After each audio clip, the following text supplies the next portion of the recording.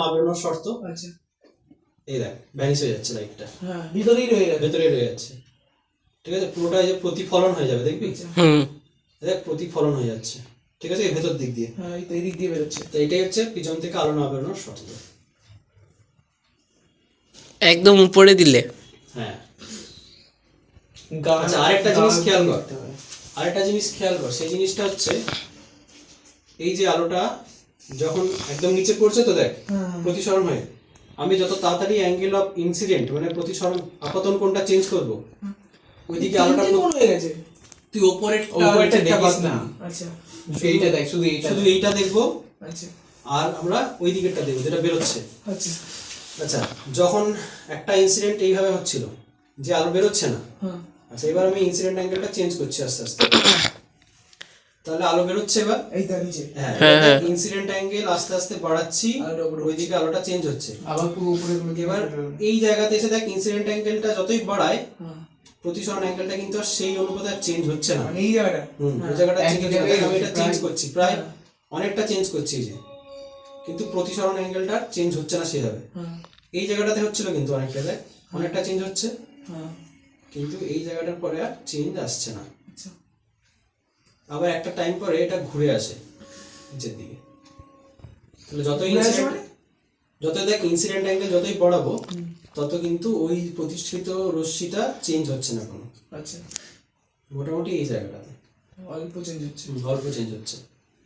তো এটাকেই বলে, এটা হচ্ছে প্রিজমের ধর্ম এটাই। আচ্ছা, ঠিক আছে, এই এখানে এসে আর আমাদের কোনো লাইট রিফ্লেক্ট হচ্ছে না, এই জায়গাটাতে ভ্যানিশ। ওকে, আর এটা হচ্ছে প্রিজমের আমাদের যে ক্যালকুলেশনগুলো করছিলাম সেটা, আলোটা যাওয়ার কথা ছিল এইভাবে, যাচ্ছে এটা বেঁকে যাচ্ছে, যতটা বেঁকছে এতটাই হচ্ছে এই প্রিজমটার চ্যুতিকোণ এই ইনসিডেন্ট অ্যাঙ্গেলের জন্য। এটা চেঞ্জ হতে পারে, এবার চেঞ্জ হলো, স্ট্রেট ভাবে ফেললে তো গায়েব হয়ে যাচ্ছে। কোথায়?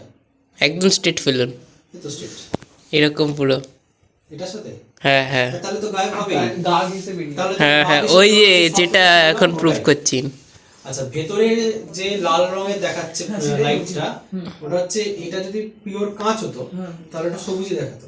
এই কাঁচের সঙ্গে ডুপ্লিকেট কিছু মানে অপদ্রব্য মেশানো আছে, এটা পিওর কাঁচ নয়, এর জন্য কমলা। তার জন্য ওইখানে ভেতরের যে অণুগুলো ওইগুলো এই সবুজ আলোটাকে শোষণ করছে, করে নিজেরা এক্সাইটেড হচ্ছে, এক্সাইটেড হয়ে যখন আবার গ্রাউন্ড স্টেটে ফিরে আসছে ইলেকট্রনগুলো, তখন ওই লাল লাইটটা রিফ্লেক্ট করছে। আচ্ছা, ঠিক আছে, কিন্তু এই দুই তিনটে লাইট কি করে বেরোচ্ছে?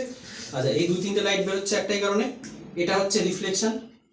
একটা কাঁচের গায়ে যেরকম দেবো, এই যে দেখ রিফ্লেকশন হচ্ছে, উপর দিকটা দেখবি এই রিফ্লেকশন হচ্ছে। আচ্ছা, নরমাল আয়নাতে ফেললে যেরকমটা হয় এই জিনিসটা আয়না, প্রতিফলন। আর এই নিচেরটা দেখ, এটা হচ্ছে প্রতিসরণ। আচ্ছা, দুটো হচ্ছে প্রতিফলন, দুটোই হবে, দুটোই একসাথে হবে। আচ্ছা, এটা একটা প্রতিফলন হচ্ছে, যেহেতু আমরা একটা প্লেন সারফেসে ফেলছি, সমতল সারফেসে ফেলছি, তার জন্য একটা প্রতিফলন হচ্ছে, আর সাথে প্রতিসরণটাও হচ্ছে। ঠিক আছে, এটা প্রতিফলন আর এটা প্রতিসরণ। ঠিক আছে, কিন্তু এই পিছনে কি হচ্ছে? পিছনে একটা হচ্ছে, কোথায় হচ্ছে? এই যে আরে আচ্ছা, ওটা যদি আমরা এখানে দেখ, এই দেখ ভেতর আরেকটা লাইট যাচ্ছে, এই একটা দিয়ে উপর দিয়ে একটা চলে যাচ্ছে। ভেতর আমরা একটা লাইট ফেলছি এরকম, ভেতরে দেখ লাল রশ্মিটাকে খেয়াল করবি, দাঁড়া, ভেতরে লাল রশ্মিটাকে খেয়াল করবি। হ্যাঁ, দেখ ওটার থেকেও একটা লাইট রিফ্লেক্ট হয়ে বাইরে বেরিয়ে আসছে, লাল রশ্মি। হ্যাঁ, মানে এটা প্রিজমের যে ভূমিটা ওখান থেকে রিফ্লেকশনটা আসছে। আচ্ছা, ঠিক আছে, ওই জন্য ওটা আরেকটা একটা তো এই যে তল থেকে